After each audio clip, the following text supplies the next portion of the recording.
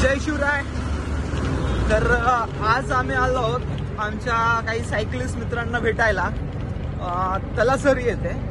तर आमचे सतीश जाधव सर काश्मीर ते कन्याकुमारी सायकलिंग करत आहे, त्यासाठी त्यांना भेटायला, त्यांना होस्ट करायला बोईसर फ्लायर्स तर्फे मी रामदास सर आणि रुपेश आलेला आहे। रुपेश सायकल चालवतोय, रिक्षा चालवतोय।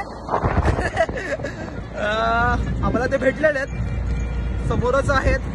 5-10 मिनिटांमध्ये आम्ही त्यांना कव्हर करतोय आणि तिथून पुढे नाश्ता वगैरे करून आम्ही पुढचा नियोजन पाहू काय। तर आता तुम्हाला दाखवतो मी।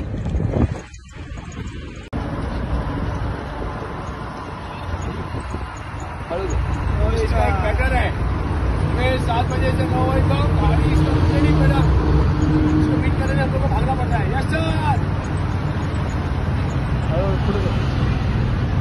कैसा था 7 से 9 वाली गाड़ी 5 से 7 ये रहते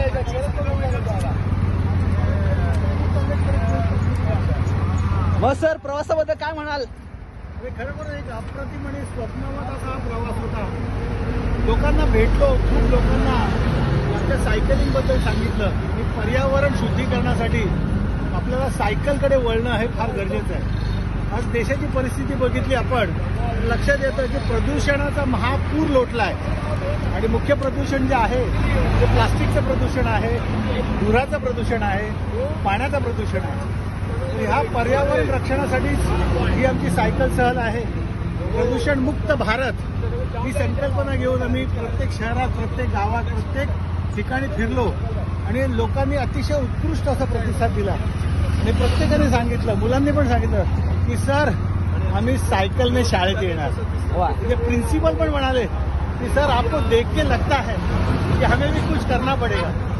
प्रिन्सिपलने हेच सांगितलं, तुम्ही जर सायकलने यायला लागलात नक्कीच मुलं तुमचं अनुकरण करणार। तर शिक्षकांचं अनुकरण मुलं करत असतात आणि त्यासाठीच हे आमचा प्रयोग अतिशय सक्सेसफुल झालाय।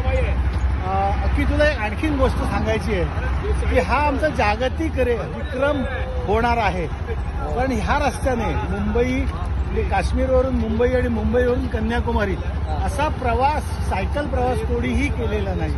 आणि दुसरी विशेष गोष्ट म्हणजे 55 ते 68 ह्या कालखंडात वयामध्ये 5 जण निघालेत, 5 तरुण निघालेत, यंग सिनियर्स निघालेत आणि हा 4048 किलोमीटरचा हा आमची सायकल सफर प्रदूषण मुक्त भारत ही संकल्पना घेत फिरतोय। हा एक आगळा वेगळा असा विक्रम जागतिक